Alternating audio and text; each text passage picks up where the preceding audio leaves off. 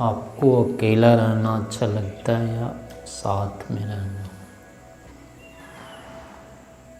कभी काम चलेगा या नहीं चलेगा अकेला? जीवात्मा का काम कभी अकेला चलता है क्या? अकेला काम नहीं चल पाना सौभाग्य है या दुर्भाग्य? और ये दुर्भाग्य कभी हटेगा नहीं। तो ऐसी स्थिति में अब क्या करना होगा? दुर्भाग्य को स्वीकार करना होगा। बिना दुर्भाग्य के कल्याण, दुर्भाग्य को लिए बिना स्वीकार किए बिना कल्याण भी नहीं होगा। तो इस कारण से फिर स्वभाव यानी अब ये बनाना होगा कि हमें साथ में ही चलना है। अकेले चलने से कार्य नहीं चलेगा। लेकिन आध्यात्मिक दृष्टि से इसमें थोड़ा सा संशोधन करके चलना होता है। वो सांख्य वाला सूत्र याद है, बहुवीर योगी विरोधो कुमारी शंखवत और द्वाद्यामपि तथैव। बहुतों के साथ रहने से विरोध होता है और दो के साथ भी विरोध होता है। तो अर्थापत्ति से हुआ फिर अकेले रहना चाहिए। लेकिन अकेले में भी कल्याण नहीं है। तो इस कारण से फिर इसमें समन्वय करना पड़ेगा। उसमें समन्वय ये होता है कि जो विरोध विचार के होते हैं, जो विरोध कर्म वाले होते हैं, उनके साथ तो फिर रहने की आवश्यकता नहीं है। लेकिन जो अविरुद्ध कर्म वाले हैं, अविरुद्ध उद्देश्य वाले हैं, उनके साथ फिर रहने में आपत्ति नहीं होनी चाहिए। जैसे यात्रा में जाते हैं, रेल में, बस में, तो साथ में जाते हैं कि नहीं जाते? जाते हैं। उसमें कोई कम, उससे क्या होता है कि यात्रा तो हो ही जाती है, लेकिन थोड़े मोड़े लड़ते झगड़ते भी जाते हैं। अपनी सीट ऊंचा नीचा सब कुछ होता रहता है, थोड़ा मोड़ा तो होता रहता है, लेकिन फिर भी यात्रा हो जाती है। अकेले में यात्रा करनी बहुत कठिन होता है। कहीं सामान इधर उधर नहीं कर सकते, कुछ नहीं कर सकते। तो होते हैं तो फिर ठीक रहता है, कोई बाधा नहीं होती। अकेले में तो ना लघु शंका जा सकते हैं, ना और कुछ भी कर सकते। खाली हो तो वैसे ही परेशानी होती है। सामान अपना ना हो कुछ भी, उसमें भी काम नहीं चलता है। सामान हो तो बखेड़ा होता है। फिर भी अगर एक ही उद्देश्य वाले होते हैं, समान विचार वाले होते हैं, तो उनको फिर द्वाभ्याम में नहीं गिनते। वो भी एक ही है। जैसे एक घर वाले कहलाते हैं ना, एक ही है ये। ऐसे समान विचार वाले भी एक ही कहलाते हैं। तो ऐसे ही जिनका आध्यात्मिक उद्देश्य है, जिनका, वो भी फिर एक ही कहलाएंगे, वो दो नहीं होते। ऐसे करके यहाँ पर फिर समन्वय कर लेना चाहिए। विद्यार्थी जैसे होता है, तो विद्यार्थी में अब एक ही विद्यार्थी एक अध्यापक के रहें, ऐसा नियम ही नहीं होता है। एक से अधिक ही रहेंगे, क्योंकि कहा गया है कि एक में यात्रा और दो में अध्ययन, या तीन में यात्रा दो में अध्ययन नहीं करना चाहिए।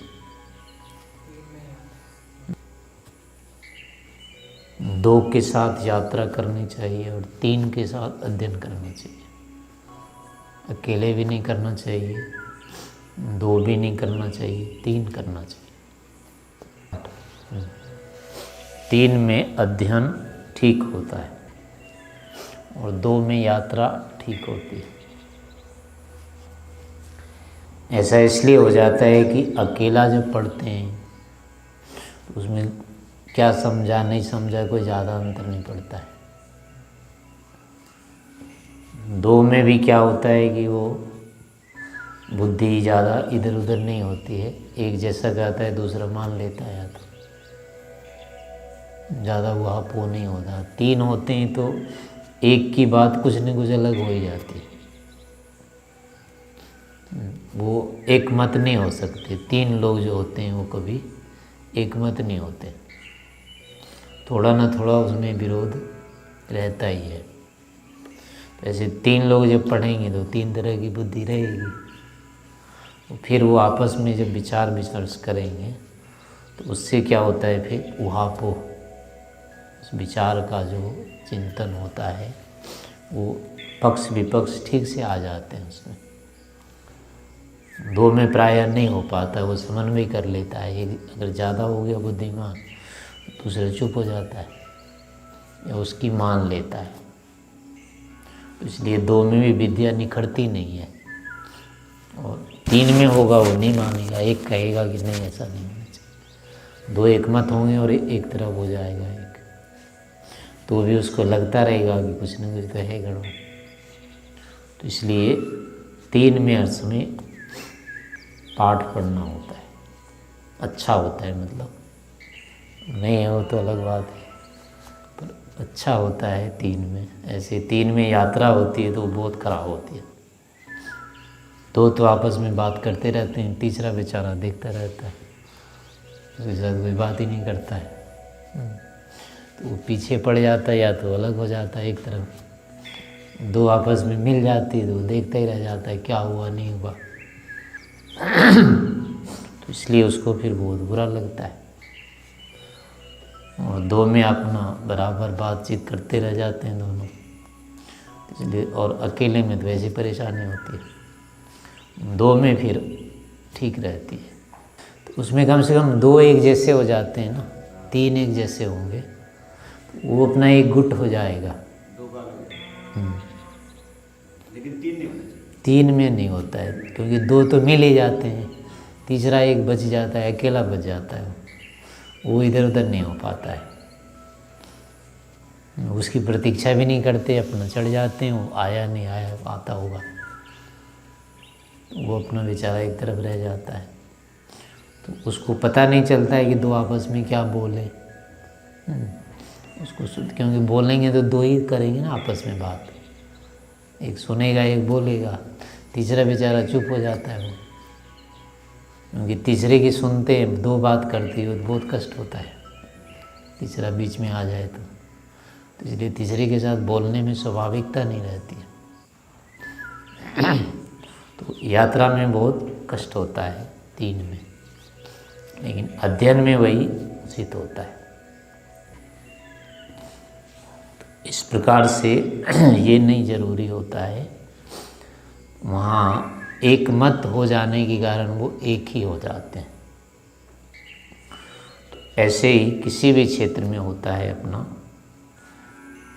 सामाजिक क्षेत्र में जिसको संगठन कहते हैं और कुछ कह देते हैं, तो वो संगठन आदि वही होता है किसी एक उद्देश्य से।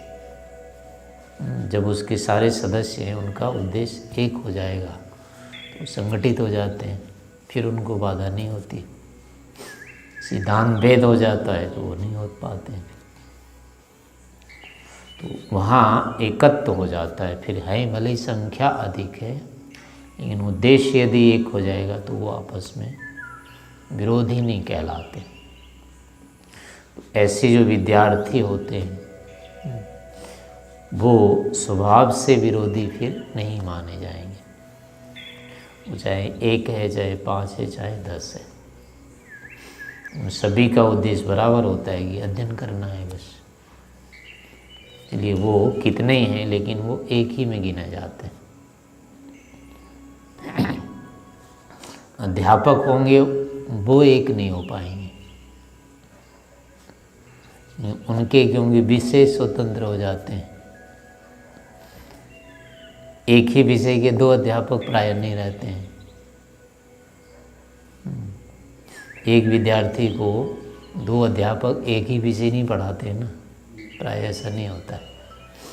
आजकल कभी कभी कर देते हैं, एक ही मंच पर 2 वक्ता एक साथ पढ़ाते हैं पुस्तक। जैसे एक अपना हुआ संस्कृत के श्लोक का उच्चारण किया और दूसरे ने उसका अर्थ बताया। हाँ, मतलब 2 मिलके करते हैं, एक ही पाठ को पढ़ाते हैं, वो उठपटांग लगता है, वो ठीक नहीं लगता है। एक विषय को एक ही वक्ता प्रस्तुत करे, वो उसमें स्वाभाविक सरसता रहती है। 2 उसको करेगा तो वो नहीं होती है, स्वभाव में नहीं आता है वो। इसलिए अध्यापक वो दोनों नहीं हो पाएंगे एक, वो अकेला ही ठीक होता है। पर विद्यार्थी के लिए ऐसा नहीं होगा, वो एक नहीं अनेक ही ठीक होगा, उसमें भेद नहीं आएगा। उसको जो प्राप्ति है वो एक से ही है, और अध्यापक का काम देना होता है, वो एक ही बार देना होता है उसको। इसलिए उसके साथ ज़रूरी नहीं होगा कि 2 हो जाए, 3 हो जाए। तो अध्यापन की दृष्टि से वहाँ अनेकता में एकता नहीं हो पाएगी, अध्ययन की दृष्टि से अनेकता में एकता चलेगी, वहाँ भेद नहीं आएगा। ऐसे करके इनका मतलब समन्वय करना चाहिए। विद्यार्थी काल में ऐसा नहीं मानना चाहिए एकाकी हमको चलना है, एकाकी हमको पढ़ना है, एकाकी हमको रहना है। ऐसी मानसिकता विद्यार्थी काल में ठीक नहीं होती। हाँ, ध्यान यदि करना होता है, विशेष चिंतन करना है, निधि ध्यासन करना है, उपासना करनी है, इसमें अब ज़रूरी नहीं होता है कि फिर समूह में ही करें। ये सब काम क्या होते हैं फिर अकेले करने के होते हैं। लेकिन प्रशिक्षण यदि हो तो फिर वो उसमें समूह में भी ठीक है, वहाँ फिर विरोध नहीं आता है। और वैसे क्रिया करनी हो, जैसे सोना है तो मिल के सोएं, ये अच्छा अब आवश्यक नहीं है, उचित। नींद तो अकेले में आनी है, एक में ही आनी है। पर जैसे भोजन करना होता है, करना तो अच्छा लगता है अकेले भोजन, लेकिन बनाना बहुत कठिन हो जाता है। बना के खाना फिर अकेला अच्छा नहीं है, वो कहीं मिल कर के बना के खाओ तो ही अच्छा है। तो ऐसे करके मतलब इसमें संगति लगानी चाहिए। आध्यात्मिक क्षेत्र में भी ऐसा ही होता है, यानी जितना शिक्षण काल है, अध्ययन काल है, विद्या का जो ग्रहण काल होता है, उसमें एकाकित्व तो ठीक नहीं रहता है। उसमें समूह में जितना हो सके समूह रूप में ही स्वीकार करना चाहिए उसको, और वो स्वाभाविक होता है, वो बाधक नहीं है।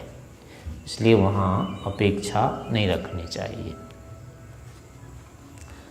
वहाँ यदि ऐसी अपेक्षाएं हो जाती है कि एक एक होगा तो फिर वो कष्ट साध्य उल्टा हो जाता है, अधिक व्यवस्था करनी पड़ जाती है। कोई कहेगा मैं तो अकेले अकेले पढ़ूंगा, और कितने अध्यापक आएंगे फिर, कहाँ से लाएंगे इतने? इतने अध्यापक हो ही नहीं पाएंगे। एक अध्यापक कम से कम 10 विद्यार्थी के लिए कहा गया। 10 विद्यार्थी एक अध्यापक से पढ़े, उससे ज़्यादा नहीं, ठीक नहीं रहता। ज़्यादा फिर नहीं होता है ठीक। उससे प्रश्न पूछना लेना दे जो ज़्यादा कुछ होता है, नियंत्रण संरक्षण, ये ज़्यादा हो जाता है। फिर 10 तक तो नियंत्रण हो जाता है। नहीं, वो एक एक विषय के लगभग इतने ज़्यादा नहीं होते। 10 तो बहुत होते हैं। एक कक्षा में 10 से ज़्यादा विद्यार्थी प्राय नहीं होते बिल्कुल। नहीं, उसको फिर अलग अलग अध्यापक बांट देते थे ना। गुरुकुलों में प्रायः जो होती है ये उस तरह की व्यवस्था नहीं होती है जो उसका कोई संरक्षण होता हो। उसका जो व्यवस्थापक होता है ये बाहरी व्यक्ति नहीं होते, उसके अपने ही लोग होते हैं। यानी जो बड़ा होगा वो छोटे पर नियंत्रण रखेगा, व्यवस्था। हाँ वही, मतलब ज़्यादा विद्यार्थी अगर हो रही है तो 10-10 पर एक एक अध्यापक नियुक्त हो जाएंगे। तो फिर एक ही विषय के कई एक ही, हाँ फिर हो जाए, कक्षाएँ अलग अलग चलेगी ना, फिर वो एक साथ नहीं बैठा के पढ़ाएंगे, क्योंकि वो सबका पाठ नहीं देख पाएगा, सुन नहीं पाएगा। सुनने लग जाएगा तो सारे 1 घंटा तो वैसे सुनने चला जाएगा। क्या पाठ सुनेगा वो? 10 विद्यार्थी का पाठ सुनना हो तो पढ़ाने का समय कब आएगा? 3 घंटा लेके बैठेगा तब तो उब जाएंगे। नहीं तो वो सुनते सुनते पूछते पूछते ही सारा समय चला जाएगा। कब सुन पढ़ाएगा कब उसको? और 8-10 में तो वो पूछ भी लेगा वो। तो ऐसे ज़्यादा विद्यार्थियों के लिए मतलब फिर अध्यापक वाली स्थिति नहीं रहती है। यानी आपस में जो विद्यार्थी और अध्यापक का होना चाहिए संबंध, जो गुरु शिष्य का होता है, वो आत्मीयता नहीं बनती अधिक में। ज़्यादा विद्यार्थी हो जाएंगे तो फिर वक्ता क्या हो जाता है, सामान्य हो जाता है, विशेष बात नहीं बताई जा सकती। भीड़ को सूक्ष्म बात नहीं बताई जाती कभी, ना उसको समझ में आएगा। मोटी बात, जितनी अधिक संख्या होती जाती है बात उतनी मोटी मोटी होती जाती है। क्योंकि सूक्ष्म कहेंगे तो 2 को समझ में आएगा, 3 को नहीं आएगा, वो हल्ला मचाएगा फिर। तो इसलिए ज़्यादा संख्या जिसकी होती है वो कम समझने वाले की। अब उसमें क्या होता है फिर, कम समझने वाले के लिए कुछ नहीं मिलता है। तो इस कारण से उसमें होता है कि संख्या अधिक पढ़ाने में भी नहीं रखी जाती है। अधिक संख्या उचित नहीं होती है, स्वाभाविक नहीं रहता है। पर ऐसा भी नहीं होना चाहिए कि एक एक ही हो, उसमें फिर ये बहुत सारी व्यवस्था हो जाती है। एक एक व्यक्ति के लिए आजकल जैसे होती हैं, एक एक कितनी सारी सुविधाएं होती है। घर में आजकल जो बच्चे हैं घरों में रह के पढ़ते हैं, सभी के लिए घर है, सभी के लिए कमरा है, सभी के लिए वाहन है, सभी को देख रेख करने वाले इतने लोग हैं। इस कारण से वो व्यवस्थित नहीं हो पाते। अगर वही जो घर में रहते हैं बच्चे, घरों में बच्चे नहीं होते, मान लो सभी स्कूल वहाँ रहते छात्रावास में या गुरुकुल में होते, तो इतना दंगा नहीं होता नगरों में या गांव में। इतना सारा जो मारा मारी है ना, ये अधिकतम जो है वो बच्चों के कारण से। सारा कुछ जो उनके नाम पर ही वो करते रहते हैं, फिर उनके लिए अलग से खर्चा कर वो सब सामान जुटाना पड़ता है, व्यवस्था करनी पड़ती है, अलग से देना पड़ता है। और वही मतलब घर में अगर 2 ही होते, वो बच्चे नहीं होते, तो इतनी थोड़ी ज़रूरत रहती उनको खाने की, पीने की, कपड़े की, लगते इतनी मारा मारी थोड़े होती, इतनी नहीं होती। और वो बच्चे अगर वहाँ स्कूल में होते एक जगह छात्रावास में या गुरुकुल में, तो उतना खर्चा भी नहीं पड़ता। यहाँ तो सबके अलग अलग कपड़े होते हैं, अलग अलग ढंग के होते हैं। वहाँ तो सबके एक ही ढंग का हो जाता, एक समान खाना बन जाता वहाँ पे। तो वहाँ समूह में उतना खर्चा नहीं पड़ता। और यहाँ आदमी जो नगर या गांव है वहाँ इतनी भीड़ भड़का नहीं दिखती। बिना बच्चे की इतनी भीड़ होती कहाँ, बड़े बड़े केवल होते तो इतनी भीड़ नहीं होती, वहाँ खाली खाली होता। बच्चों के कारण तो लोग घूमने जाते हैं, बाजार जाते उनके कारण से सारी अशांति होती है। तो जितनी भी इस नगर है या गांव में आजकल मारा मारी ये सब है, वो इस कारण से ये है कि इनको एक जगह नहीं रख रहा है। गुरुकुलीय व्यवस्था नहीं होने के कारण इतनी सब कुछ है। और वो महाभारत में देखते रहते हैं उनको, ये आगे इसके लिए करूं, ये करूं, वो करूं। तो आधी शक्ति तो उनके इनको देख देख के जाती है। इनके लिए सारा प्रबंध करना है, पैसा कर इनके लिए इतना जुटाना है। और वहाँ अगर वो एक समूह में रहते, वहाँ पढ़ाई लिखाई के लिए इनको तो नहीं सोचना पड़ता, इनके कैसे कपड़े हैं, क्या खा रहा है, कैसे रह रहा है, माँ बाप को थोड़े इतना सोचना पड़ता है। वो तो वहाँ एक व्यक्ति वहाँ कर सकता था व्यवस्था, सारे के काम। एक व्यक्ति 50 व्यक्ति का भोजन बना सकता है, एक व्यक्ति 100 व्यक्ति के लिए सामान की व्यवस्था कर सकता है, लाने देने का। कपड़ा है चाहे सामान है, जो कुछ भी है, एक व्यक्ति 50 का प्रबंध कर सकता है। 2 व्यक्ति मिलके 100 का भोजन बना देगा। वहाँ इतनी नहीं होगी फिर। लेकिन घर में होता है, वो माँ बाप परेशान रहते हैं, 2 के लिए 3 के लिए वो परेशान होते हैं, फिर अपने लिए होता है, फिर उनका अपना काम भी होता है, तो और अधिक परेशानी होती है। फिर दिमाग उनका चंचल हो जाता है, तो ऐसे अशांति बढ़ जाती है सब। लेकिन अगर ये अपनी जगह होते, माँ बाप से दूर होते, यानी माँ बाप के लिए कहा ना 8 साल से ऊपर का नहीं हो, छोटे बच्चे होते 8 साल से नीचे के तो इतनी कुछ नहीं होती। लेकिन ये बड़े होकर के सब उत्पात करते हैं। इनके कारण से गांव और नगरों की इतनी सारी भीड़ भड़का है। इतने भवन भी नहीं बनाने पड़ते।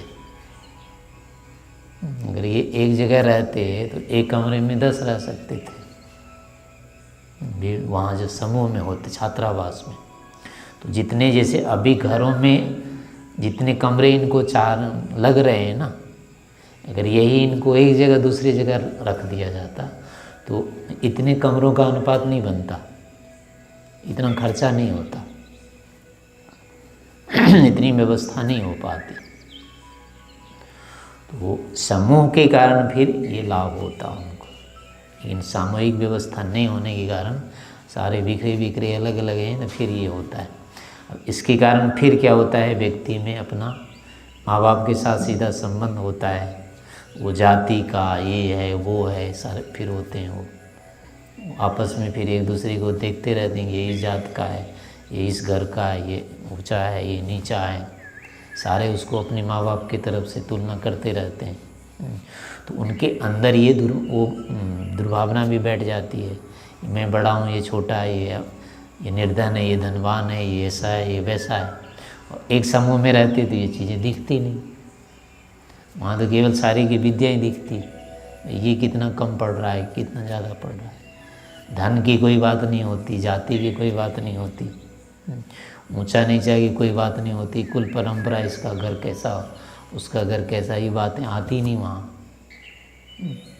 और वहाँ एक जगह ना हो रहने के कारण फिर ये होता है कि तू बड़ा मैं बड़ा, ये ऐसा है ये वैसा है, इसका घर वाले वैसे इसके घर वाले वैसे।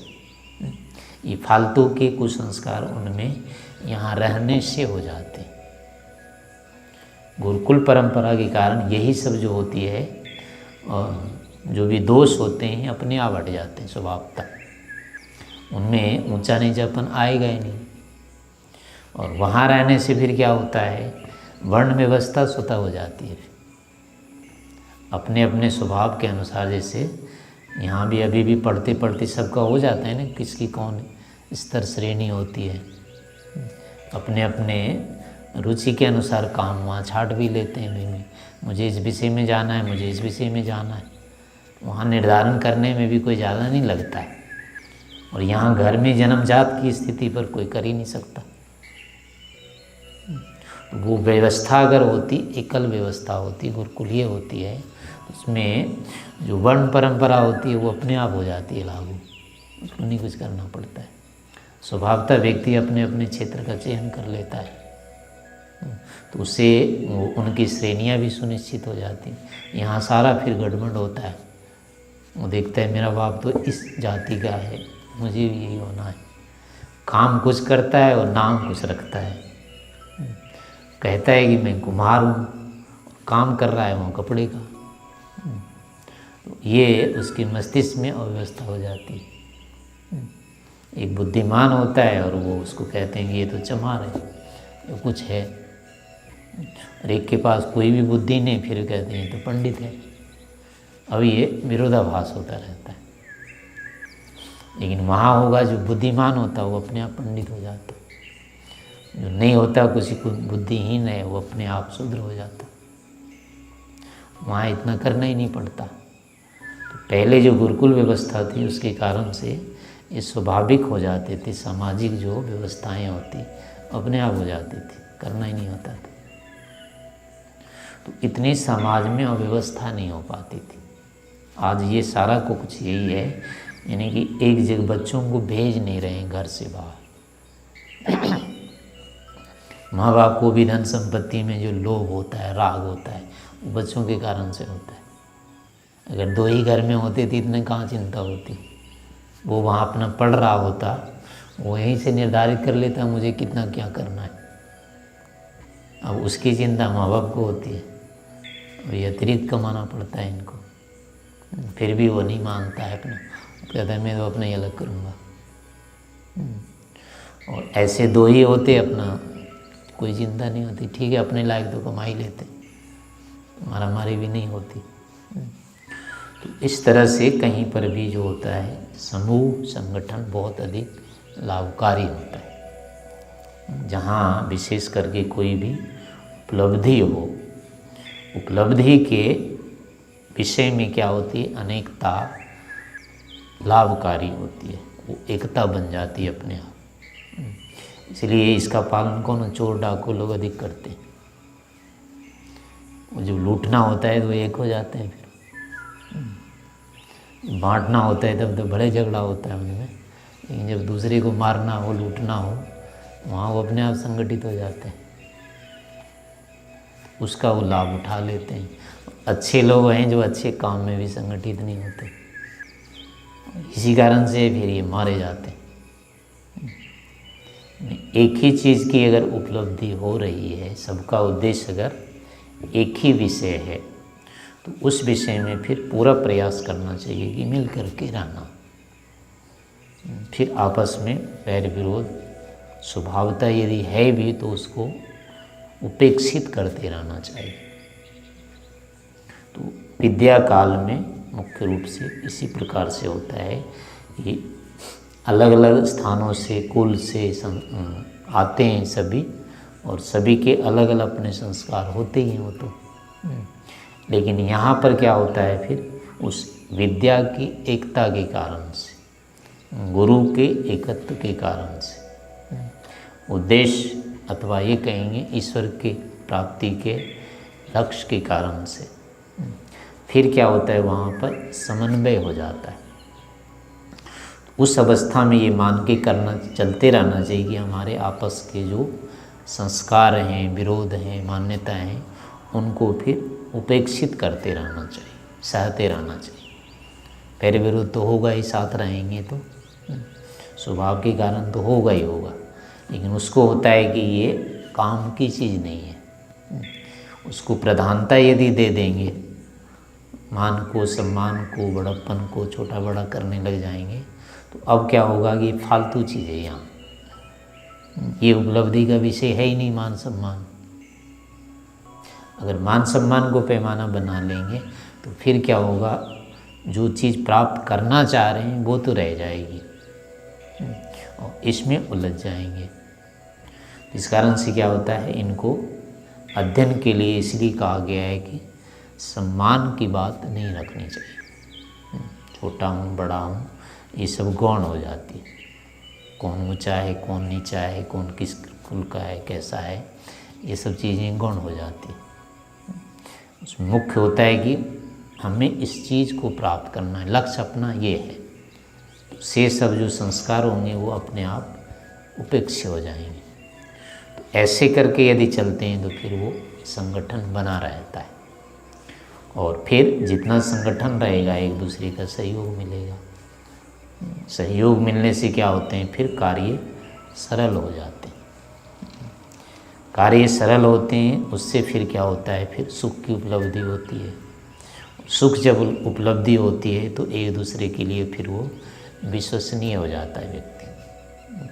किसी व्यक्ति पर हम इसलिए विश्वास करते हैं कि उससे हमारा सुख सिद्ध होने वाला होता है। जहाँ अपने सुख की सिद्धि का प्रसंग नहीं है उसको विश्वसनीय नहीं होता है। जिसमें दुख की संभावना दिख गई वो अविश्वसनीय है, जिसमें सुख की संभावना दिखती है वो विश्वसनीय रहता है। तो ये सुख तभी होते हैं जब परस्पर का सहयोग मिलता है। पारस्परिक सहयोग नहीं हो तो सुख नहीं मिलेगा, और सुख मिलता है तो विश्वास होता है। तो इस कारण से यहाँ अपने लक्ष्य को प्रधानता दे करके जो स्वभाव है अपना, राग द्वेष आदि जो हैं भीतर के विकार जो होते हैं, इनकी उपेक्षा करते रहना चाहिए। किसी ने सम्मान नहीं दिया, किसी ने कुछ कर दिया, वो गौण चीज़ें होती है, उसकी उपेक्षा करनी होती है। ऐसे ही अध्यापक के साथ भी है। जो विद्यार्थी होगा उसका स्तर तो नीचे रहेगा, कम रहेगा। अध्यापक का जो होगा वो कितना ही कम जानता है, लेकिन उसका स्तर बड़ा ही रहेगा। तो ये संतुलन बना के फिर चलना होता है। गलती जो होती है वो सभी से होती है। जो कम बुद्धिमान है उससे भी गलती होती है, बहुत बुद्धिमान है गलती उससे ही होती है, उससे भी होती है। अंतर ये होता है कि जिसके ऊपर कोई है उसकी गलतियां तो पकड़ी जाएगी, वो तो देखेगा, दिखने में आ जाता है। जिसके ऊपर नहीं है उसकी गलती हुई भी तो पकड़ेगा कौन। तो ये अंतर रहता है।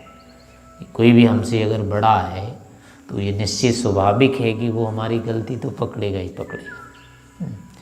अब ये होता है कि गलती वो भी कर रहा है, लेकिन ठीक है उसकी गलती तो वो कर रहा है, लेकिन वो हमारे अधिकार का नहीं है,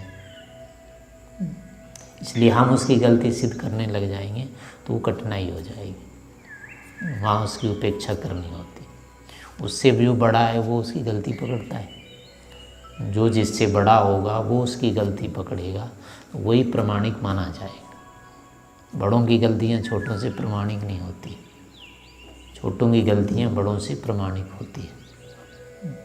तो इस नियम के आधार पर जो भी अपने से बड़े होते हैं, अध्यापक होते हैं, गुरु होते हैं, संरक्षक होते हैं, या कोई भी व्यक्ति होते हैं, विद्वान होते हैं, तो उनके साथ यही नियम लागू करना होता है कि वहाँ अपने को इस रूप में चलाना चाहिए, हमारे दोष उनके सामने ना हो बे, प्रकट ना हो बे, ये नहीं होना चाहिए, दोष ही नहीं होने चाहिए। तो अगर हमारे दोष बड़ों के सामने नहीं होते हैं तो क्या होगा, अब वो निश्चय से फिर उनका हमको आशीर्वाद मिलता है, शुभकामना मिलती है, वो हमसे प्रसन्न रहते हैं। तो उससे हमारे उसी जो उद्देश्य होते हैं उसमें सरलता हो जाती है। लेकिन बड़ों के साथ अगर हमारा विरोध हो गया तो अब क्या होंगे, फिर मानसिक संतुलन वो बिगड़ जाता है, स्थिरता नहीं रहती, क्योंकि वो इधर उधर करते रहेंगे। एक जगह गलती पकड़ में नहीं आई लेकिन दूसरी जगह तो आ ही जाएगी, छूट नहीं सकते। तो अगर उनके साथ बेमनस बना लिए तो कहीं न कहीं तो पकड़े जाएंगे। तो अब वो होता है कि फिर खामखा मन में परेशानी आती है। तो उसका उपाय यही होता है कि जहाँ तक हो सके गलती करो ही नहीं। उसका फिर नियम होता है कि अगर हम नियम का पालन करते हैं, अनुशासन का पालन करते हैं, तो फिर ऐसी स्थितियाँ नहीं आती। जानबूझ करके कोई भी बड़ा होता है, किसी को दबाना नहीं चाहता है, क्योंकि वो सिद्ध है, उससे वो बड़ा है, वो अपना बड़प्पन सिद्ध क्यों करेगा। जिसका बड़प्पन सिद्ध नहीं है वो तो कर सकता है, जिसके सिद्ध हैं वो क्यों करेगा, वो तो है ही बड़ा। तो सामान्य रूप से जो होते हैं बड़े छोटों को छोटा सिद्ध करने के लिए उनके दोष नहीं पकड़ते हैं, लेकिन एक स्वाभाविक स्थिति होती है उनके सामने छोटे के जो भी दोष होंगे वो बोता ही भला बोल ही देगा, उसको पकड़ लेगा, क्योंकि बड़े छोटे के दोष पकड़ते ही पकड़ते, ये नियम के कारण। इसलिए अगर बड़ा कोई कह भी देता है कि ये आपसे गलती हुई है तो उसमें ये नहीं समझना चाहिए कि हमको ये बाधित करने के लिए कह रहे। ठीक है, उसके सामने स्वीकार कर लेना चाहिए और दोष को हटाने का प्रयास करना चाहिए। तो जितने जितने दोष हट जाते हैं अपना ही जीवन उतना सुंदर होता है। और दोष अगर बने रह गए तो भले ही सामने वाला मान लो अध्यापक है या कोई है, वो कहना तो छोड़ देगा, लेकिन उसके कहना छोड़ देने से निर्दोषता आ जाएगी जीवन में, वो नहीं होगा। दोष बने रह जाएंगे और वो दोष कल को आगे जाके फिर व्यवहार में जब उतरेंगे वहाँ वो बाधित करेगा। पहले से अगर ये हट जाते हैं तो वहाँ बाधा नहीं आएगी। तो इसलिए विद्यार्थी के लिए होता है कि वो अपने अध्यापक हैं, गुरु हैं, अन्य संरक्षक हैं, जो भी हैं, उनका सम्मान करके चले, उनके साथ विरोध ना रखें, वही अनुशासन होता है। अनुशासन में नियम का पालन करना ही पर्याप्त नहीं होता है। अनुशासन में होता है जो उसका अनुशासक है उसकी अनुकूलता प्रधान रहती। तो कोई भी कार्य होता है वो कोई भी अपने अपने ढंग से कर सकता है, विकल्प होते हैं। तो उसमें इसीलिए शास्त्र आदि में कहा गया है कि जो लिखा है वैसे ही करना चाहिए। यद्यपि वो कार्य दूसरे ढंग से भी हो सकते हैं, फिर भी ये होता है कि शास्त्र के अनुकूल करना पुण्य होता है, शास्त्र के प्रतिकूल करना उससे पुण्य नहीं होता है। जैसे उच्चारण है ना, जैसे व्याकरण में आता है कि एक शब्द मान लो बोलने से कोई गलत शब्द बोल दिया, अर्थ तो तब भी हो जाता है। काका बोल दिया और कौआ बोल दिया, तो इसमें अर्थ में क्या अंतर पड़ा? कोई अंतर नहीं पड़ता है। लेकिन काका बोलने से कहा जाता है इससे पुण्य होता है। एका शब्द सम्यक प्रयुक्ता स्वर्गे लोके कामदुक भवति। एक शब्द जो होता है वो अच्छी प्रकार से यानी शास्त्रयुक्त अगर प्रयोग किया जाए तो वो स्वर्ग देने वाले ने सुख देने वाला होता है। और जो दुष्ट शब्द होता है स्वर से या वर्ण से होता है वो वज्र के समान वक्ता की हानि करने वाला होता है। ऐसे उच्चारण में देखो तो कोई अंतर नहीं पड़ता है, लेकिन फिर भी कहा गया है कि शास्त्र में शब्द का उच्चारण जैसे होता है वो शास्त्र के अनुकूल होना चाहिए। तो वैसे आचरण आदि भी होते हैं, ये नियम के अनुकूल के, नियंता के अनुकूल होने से वही क्या होता है, स्वर्ग देने वाला यानी दोषों को दूर करने वाला होता है, चित्त को प्रसन्नता देने वाला होता है। और स्वेच्छा से यदि करते हैं तो फिर वहाँ पर परस्पर वैमनस्य होता है, विरोधाभास हो जाता है। अकेले में अपने अधिकृत कार्यों को स्वतंत्रता से करना ठीक होता है, लेकिन जहाँ अधिकृत दूसरे के अधीन वो कार्य है तो उसमें उसकी अनुकूलता देखी जाती है, उसके अनुकूल करने का प्रयास करना चाहिए। तो ये आगे बढ़ने के नियम होते हैं, इस प्रकार से आगे बढ़ना चाहिए।